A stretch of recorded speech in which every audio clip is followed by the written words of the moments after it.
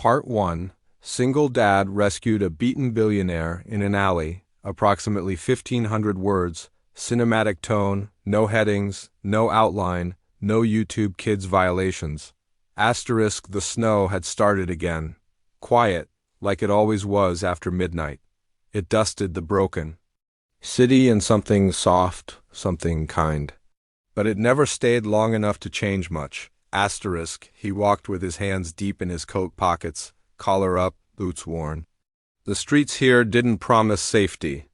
But then again, neither did the world. Not for a man like him, not anymore. Asterisk Caleb moved like someone who used to run, used to hope. Now he just walked. Purpose was a smaller thing these days. It looked like picking up his daughter from the night nurse on time. Like making toast.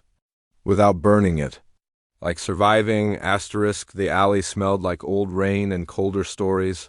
He only turned in because he heard something. Not a scream, not anymore. The city had learned to keep pain quieter. But this was ... softer, a whimper. A breath caught in sorrow, asterisk, he stepped in slow. Eyes sharp, not from fear, from habit, that's when he saw her. She was crumpled near the dumpster. Hair like a storm fallen loose. Blood traced her cheek, red against the gray. Her coat was torn. Her heels were wrong for this part of town. And yet, her eyes, when they opened, looked at him like they weren't surprised at all. Asterisk, he crouched. Didn't speak. Let silence ask first. She flinched when he reached out, so he stopped, asterisk there. In the hush between them, snow drifted lazily down. Asterisk, I'm not going to hurt you. He said, voice like gravel, slow and low. Asterisk, she didn't answer. Just blinked once, then twice, like she was remembering how to... Asterisk, her lip trembled. Not from cold, from something deeper. Older, he saw it, the way a man who's known too much silence can see pain no one speaks. Can you stand? He asked. She tried. Didn't. He took off his coat. She didn't stop him, asterisk, when he wrapped it around. Her shoulders she shivered, but not from the cold. From kindness, like it had been a while, asterisk, he didn't ask her name. Didn't offer his. Names came later. After trust, asterisk, she leaned into the wall as he helped her up, legs shaking like truth. Trying to walk, asterisk, together, they moved, one step at a time. Him holding more weight than she gave. Asterisk back on the sidewalk, the streetlight flickered, yellow, then dark, then yellow again. Even the city didn't know what to believe, asterisk his car was. An old thing dented on the side, heater barely working, the kind of car that had lived a few lives and carried too many tears in the upholstery. He opened the door for her. She hesitated, looking at him like she was reading something he hadn't. Said then she slid in. He didn't look at her again until they were blocks away. Asterisk. Only then did she speak. Asterisk. You shouldn't have helped me. He glanced at her, then back to the road. I know. Asterisk. You don't understand who I am. Asterisk. You're bleeding. That's all I need to know. Asterisk. A silence. Not empty, heavy. Like grief, like guilt, like a name you stop saying. She turned to the window. He didn't press. The city rolled past in muted color, gray, red, gold, lights. Like whispers in a language too tired to speak. Asterisk. You have a place to stay? He asked. Her laugh was sharp. Cracked. Had one? Not anymore, he nodded. I have a spare couch, he offered. Warm, safe. Asterisk, she looked at him again. Slower this time, searching. Asterisk, you always do this? Pick up broken things in alleys? Asterisk, he smiled, but it was the kind of smile that came from old pain. Only once. Asterisk, she didn't ask what that meant. She didn't need to, asterisk, his apartment was. 2 floors above a quiet diner that closed at 10. The stairs creaked like they were remembering better days. Asterisk, he let her in first. Asterisk, it was small, lived in, a child's drawing on the fridge, a stuffed bear missing an eye on the couch. Dishes drying.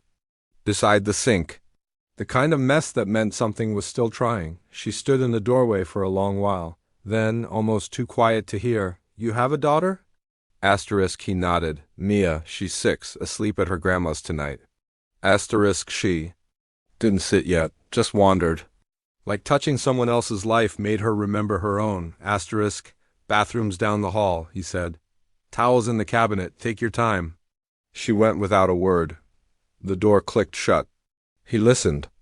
To the water run, listened for anything wrong. He always did. Asterisk in the quiet. He sat. Looked at the coat she'd left on the floor, torn in the sleeve. Something fell out, a phone, cracked, dead, and a piece of paper folded 3 times, stained. At the edge, he didn't touch it. He waited. Asterisk when she came out. She wore one of his old flannels, far too big, sleeves hiding her hands, but her face was cleaner, still bruised, still swollen, but something clearer now. Asterisk, he looked at her. Really looked, not at the bruises, at the way she held herself like she'd once been tall. Asterisk. He handed her a mug of tea. She didn't thank him, but she held it like it meant something. Asterisk. What's your daughter like? She asked. Asterisk. Bright. Brave, asks too many questions. Asterisk. Good. Asterisk, he chuckled. Yeah, she is. A pause. Then she said, I used to be brave. Asterisk. Still are. Asterisk. She stared into the steam. You don't know what I've done. Asterisk. He leaned back. Let the words settle. Asterisk. Doesn't matter, he said. You're here now. Asterisk. The quiet after that felt different. Not empty, just resting. She fell asleep on the couch. He watched from the hallway a while. Made sure she was breathing right. That her hands weren't shaking. That the nightmares didn't come. Asterisk. When he finally turned off the light, he didn't ask who she was, or what she was running from, or why her name hadn't come up yet. He just let the snow keep falling outside the window. Soft. Slow. Asterisk. And maybe, just maybe, enough to cover the past. For one more night. Let me know when you're ready for part 2, or if you'd like any tweaks to part 1. Asterisk. Part 2. Single dad rescued a beaten billionaire in an alley, approximately 1,800 words, cinematic tone, emotionally immersive, no headings, no outline, no YouTube Kids violations. Asterisk. By morning, the snow was still falling, but softer now, like the sky was exhaling gently over a city that hadn't yet learned how to forgive itself. Asterisk. Caleb stood in the kitchen, bare feet against cold tile, flipping pancakes with more focus than they probably deserved. It wasn't about the food. It was about rhythm, about grounding, about pretending for 1 hour that he knew what he was doing. Asterisk. She hadn't said anything since last night. Not her name, not what happened. But she hadn't left either, and that meant something. He heard her. Before he saw her, the soft drag of sleeves too long against her palms, the hush of steps from someone not used to staying. Asterisk. She leaned in the doorway, watching him. He didn't look up. Hope you like pancakes. Asterisk. She nodded once, then, almost shy, haven't had breakfast in a while. He slid one onto a plate, set it on the table. Mia made the rule. Pancakes every Saturday, even when it's not Saturday. Asterisk. Mia's smart. He smiled. They ate in silence for a while, the kind that didn't press too hard. She didn't touch the syrup, just ate slow, like tasting was remembering. Asterisk. You work nights? She asked. Asterisk. He glanced up. Sometimes? Fix heating systems? Old buildings, mostly. People too proud to ask. For help till it breaks? Asterisk. You don't seem the type to fix things. Asterisk. He raised an eyebrow. No? Asterisk. You seem like the kind that walks away. Asterisk. That landed harder than she meant it to. He didn't answer right away. Asterisk. Then quiet used to be. Asterisk. Something shifted behind her eyes. Recognition or regret? Or both. Asterisk. After breakfast, she helped clean up without asking. Wiped the counters like it was muscle memory. Dried the plates carefully. He noticed she avoided her reflection. In the window. Asterisk. Later, while he folded laundry, she stood by the bookshelf, fingers brushing over the spines like she was searching for something she couldn't name. Asterisk. You said your daughter's with her grandma? Asterisk. He nodded. She be back tonight. She hesitated. I shouldn't be here when she is. Asterisk. You're not a danger. Asterisk. You don't know that. Asterisk. He looked at her, long and steady. You're bruised, not dangerous. Her hands tightened. There are people looking. For me, she said, voice barely above a whisper. Asterisk, he didn't flinch. Didn't lean in either. Just waited. Asterisk, she pulled the folded paper from the flannel pocket, the one that had fallen out last night. This time she opened it. Asterisk, he didn't read it, but he saw the seal at the bottom, the kind only very old, very rich families still used. My name is Elise, she said finally. He nodded once. Like he already knew. Asterisk, I wasn't always like this, she said. But I don't know who I am anymore. Asterisk, he didn't rush her. Just folded another shirt. Asterisk, I had everything, she continued. Money, travel, security. I thought I was untouchable, but they started asking questions. I asked the wrong ones back. Asterisk, she paused. Asterisk, they made sure I disappeared quietly. Asterisk, she said it like a confession, but her eyes searched his face like she was waiting for something else. Judgment. Disbelief. He gave her neither. You don't have to explain, he said. But if you're in danger, you should stay where it's safe. Asterisk, her voice cracked. Why are you being kind to me? Asterisk, he finished folding. Set the shirt down. Asterisk, because someone should have been kind to me when I needed it, he said. And, no one was. Asterisk, she sat down slowly. Like her body remembered how to carry weight, but her spirit didn't. Asterisk, I wasn't beaten in a robbery, she said. It was a warning. From someone who used to call me family? He stayed still. My father's company? Billions? Stocks? Power? Secrets? I found out things I wasn't supposed to. Things that could ruin people. Asterisk, Caleb looked at her. Really looked, not at the wealth in her past, but at the poverty in her eyes. What will? You do now? He asked. Asterisk, she shook her head. I don't know. I haven't had space to think. Asterisk, you have it now. Asterisk, she looked around. The quiet apartment, the clock ticking, the snow still falling outside. Asterisk, I don't deserve this. She whispered. Asterisk, he shrugged. Neither did I, but Mia gave it to me anyway. That name, Mia, seemed to land differently every time. Elise smiled, barely. Asterisk, what's she like? Asterisk, he pulled a photo from the fridge. A child with wild curls and missing teeth, holding a sparkler in the dark. Asterisk, she thinks everything can be fixed with glitter and glue. Asterisk, Elise traced the photo gently. She's beautiful. Asterisk, she's my reason. Elise was quiet for a long moment. Do you think broken people can be good parents? Asterisk, he looked at her, eyes soft. I think broken people love harder. We just don't always know how. The apartment filled with a different kind of silence after that. Not heavy, not awkward, just human. Asterisk around. Noon, Mia came home. Asterisk, she burst through the door with her usual chaos. Boots untied. Cheeks red from wind, arms full of crayon drawings. Asterisk, Daddy! Caleb knelt, caught her mid-run. Elise froze. Mia noticed. She tilted her head. Asterisk, who's that? Caleb stood, holding Mia gently. She's a guest. Her name's Elise. Mia looked at her, serious, thoughtful. 6. Are you sad? She asked plainly. Elise blinked. Yes, she said quietly. Asterisk, Mia walked over and handed her a drawing, a house with too many windows and a giant sun in the corner. Asterisk, this one's for sad people, she said. You can keep it. Elise's hand trembled as she took it. Thank you, she said, voice breaking. Asterisk, Mia just grinned and ran to her room. Elise stared at the drawing like it was gold. Kids don't wait for explanations, Caleb said softly. They just love. Elise nodded, still staring at the crayon sun. I don't think anyone's given me something without a reason before. Asterisk, now they have. That night, Elise offered to sleep on the floor. Caleb shook his head. Asterisk, the couch is yours until you're ready. She didn't argue. She did cry, though. Asterisk, quietly, when the lights were off. And only the snow knew, but she clutched the drawing to her chest as she fell asleep. And that meant she was still trying, still here, still human. Let me know when you're ready for part 3. Or if you'd like any changes to this. 1. We'll let the next emotional beat bloom. Gently. Something revealed. Something healed. Asterisk. Part 3. Single dad rescued a beaten billionaire in an alley.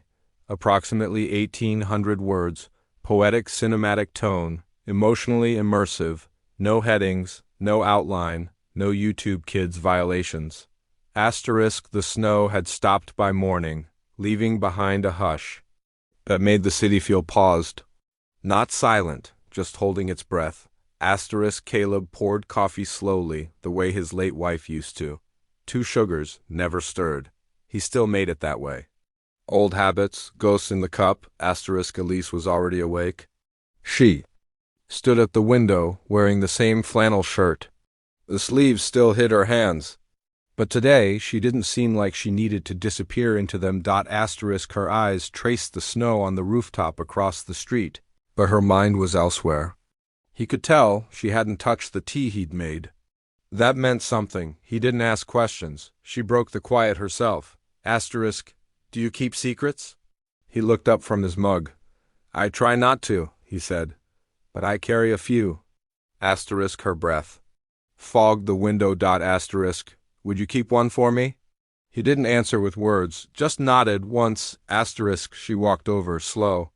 In her hand, the same folded paper from before, worn edges, creased down the middle like it had been opened and shut. Too many times. But this time she handed it to him. He unfolded it carefully. It wasn't just a letter. Asterisk, it was a confession. Asterisk A. List of account numbers, transactions, names. Her father's name was at the top. At the bottom, a line written in her own hand. Asterisk, if you're reading this, I didn't disappear. I was silenced. He folded it back, gently, like something sacred. I wrote it in case I didn't make it, she said. It's everything I found. Everything they'd do, anything. To bury. Asterisk, why me? He asked. Asterisk, she met his eyes. And something there wasn't afraid anymore. Asterisk, because you didn't ask for anything back. Asterisk, the heater clicked on in the corner. Pipes groaned. The apartment felt older all of a sudden. Like it had heard too much. Asterisk, what happens if they find you? He asked. Asterisk, they will, she said, eventually. Asterisk, and if I give this to the wrong person? Asterisk, they'll kill me or worse. Asterisk, his jaw tightened. Not from fear. Asterisk, from the weight of trust. Asterisk, I'll keep it safe. Asterisk, she stepped back, breathing like the truth had taken something out of her. Asterisk, I haven't slept through the night in a year. She said. Asterisk, did you last night? She nodded. Then it's working. Asterisk that. Day passed quiet. Mia painted a rocket ship with glitter and declared it a spaceship for people who needed second chances. She gave it to Elise without ceremony. Asterisk, this is for you. It goes to the stars. Asterisk, Elise cried. Not loud, just enough that night, after Mia was asleep and the dishes were done, Caleb stepped out onto the fire escape. The cold bit into his skin, but he didn't move. Elise followed. She wrapped a blanket around her shoulders. Asterisk, they'll say I'm crazy, she said. They'll discredit everything. He watched the city lights blink below. They said that about my wife, too. She looked at him. He didn't turn. Asterisk, she died because no one listened. She said the hospital missed something. They said she was overreacting. 2 weeks later, she collapsed. The silence between them was a scar. She was right, he said. And she's still gone. Elise leaned on the railing, close but not touching. I'm sorry, she said. Asterisk, he didn't want pity, but it didn't sound like pity. It sounded like understanding. Asterisk, you stayed angry? She asked. He shook his head. I stayed quiet. Asterisk, and there it was, the real wound, not death. Not injustice? Silence. She reached into her pocket and pulled out a flash drive. Asterisk, everything I've gathered is on here, she said. The paper was for you. This is for the world. If I go missing, promise me you'll share it. He didn't take it. You're not going to disappear. Asterisk, you can't promise that. He looked at her, really looked. You stayed, he said. That means you're not done yet. Asterisk, she blinked, slow. Her breath caught. Asterisk, I don't know who I am anymore, Caleb. Asterisk, he took the Drive, finally, held it in his palm, asterisk, you're someone who still cares. And that was everything. The next morning there was an envelope slid under the door, no name. No stamp, just a single red line drawn across the front, she. Picked it up with shaking hands, asterisk inside was a photo. Her. Caleb. Mia. Taken from across the street. Her breath left her all at once. They found me, asterisk, he looked at the photo. Then at her, asterisk, his voice was calm, too calm, asterisk, pack a bag. We're leaving. She didn't argue, she just turned, gathered what little she had, and helped him gather Mia's things, asterisk, as he loaded the car. Elise paused at the doorway, asterisk, this is my fault. He shook his head. No, this is your fight. Asterisk, she opened her mouth, closed it, then whispered, thank you for not making me feel like a burden, asterisk, you're not. She turned to go, but he caught her arm gently. Wherever we go, he said, you're not alone. Her eyes filled, and, for the first time in a long time, she let someone see, no defenses, no lies, just a woman trying to live through the truth as they drove away. The snow began to fall again, slow, forgiving, asterisk, and behind them, the apartment stood empty, but it had done what homes are supposed to do, asterisk. It had held someone long enough to remind them they were worth saving. Let me know when you're ready for Part 4, The Quiet Redemption. The final note, the emotional heartbeat that stays, asterisk. They drove for hours without speaking, asterisk. Mia slept in the back seat, arms curled around a blanket stitched with stars. Every now and then she murmured something in a dream, small words, soft sounds. Elise turned around each time, as if checking that she was still there, as if she couldn't believe this child, this warmth, had been part of her escape. Asterisk. Caleb kept his eyes on the road. Asterisk. Mountains rose in the distance, blue and quiet. The world stretched wider here and quieter too. It felt like a place that had forgotten how to hurry. Asterisk. When they reached the cabin, snow was already piled along the edges of the porch. The wood groaned under their boots. It wasn't much, just 2 rooms, a stove, and a view of the trees, but it was hidden. And for now, that was enough. Asterisk. Elise stepped inside first, her breath catching like it always did around the smell of old wood and safety. Caleb lit a fire without a word. Flames bloomed in the stone hearth, flickering across her face. For a moment she looked like a woman from another time, someone lost in a painting, on the edge of either heartbreak or healing. Asterisk. I can't keep running forever, she said quietly. Asterisk. You won't have to. Asterisk. She sat down near the fire, fingers tracing the lines in the old rug beneath her. Mia came and curled beside her without being asked. No fear, no hesitation, just trust. Asterisk. Why do you think she isn't scared of me? Elise asked. Asterisk. Caleb stirred the fire, sending sparks into the air. Asterisk. Because she sees what most people forget to look for. Asterisk. Elise looked down at her hands, no rings, no watch. No trace of the life she once wore like armor, asterisk. I don't even. Remember what I used to laugh at? She said. Asterisk. Mia stirred beside her, then yawned. Asterisk. Elise has a nice laugh, she mumbled, half asleep. I heard it in my dream. Elise froze, then something broke gently inside her, not pain this time. Hope. That night, Caleb cooked something warm. Elise helped. They didn't talk about cities or money or threats, just garlic and salt and the trick to cutting onions without crying. And maybe that was enough for one night. After dinner, Elise stood by the fire for a long time. Then she pulled something from her coat, the flash drive. She looked at it the way someone might look at a match before striking it. Asterisk. This could bring them all down, she said. Everything they did to me, to others, I just don't know if I have the strength. Caleb sat beside her. You already showed it. She looked at him. I'm scared, she said. Asterisk. I know. Asterisk. He reached into the drawer beside the couch and handed her something small, a folded letter. She opened it. The handwriting was unfamiliar, slanted, soft. It was a letter from his wife. Asterisk. Elise read it slowly. Line by line, it was written for Mia about stars, about forgiveness, about how sometimes broken people still get to leave light behind. Asterisk when she finished, her hand trembled. Asterisk. She wanted Mia to know there was still beauty left in the world, Caleb said. Even after she was gone. Asterisk Elise folded the letter.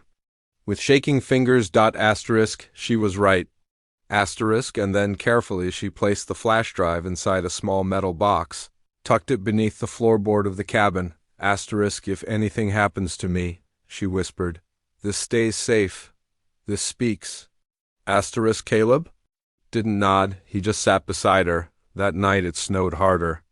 Wind howled around the cabin, but inside it stayed warm, not from the fire alone, but from the quiet way they shared space now. Trust didn't have to be loud. Asterisk when Mia fell asleep, Elise sat beside her on the bed. She brushed a curl from the girl's face, then turned to Caleb in the doorway. I'm not ready to leave, she said. You don't have to. Asterisk, not just the cabin, this. He understood. The next morning, Elise wrote a letter, folded it once. Then again, she didn't say what it said. She left it on the windowsill. Caleb didn't read it. Not then. Instead, he built a fire. And she made tea. It had been 3 weeks since the alley. 3 weeks since blood and betrayal and running. Asterisk, 3 weeks since. Someone looked at her and didn't ask for anything in return. Asterisk Elise stepped outside, letting the snow fall into her hair. She lifted her face to the sky like someone remembering they belonged under it. Asterisk behind her. Mia painted another rocket ship. This one had a name on the side. Elise. Asterisk that night, Elise told Caleb everything. From the first bribe she witnessed to the day she tried to report it, and the silence that followed, the threats. The meeting that ended with fists instead of answers.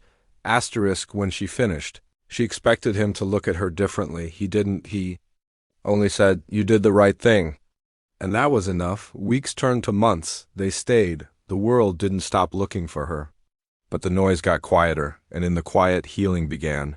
Mia taught Elise how to make glitter stars.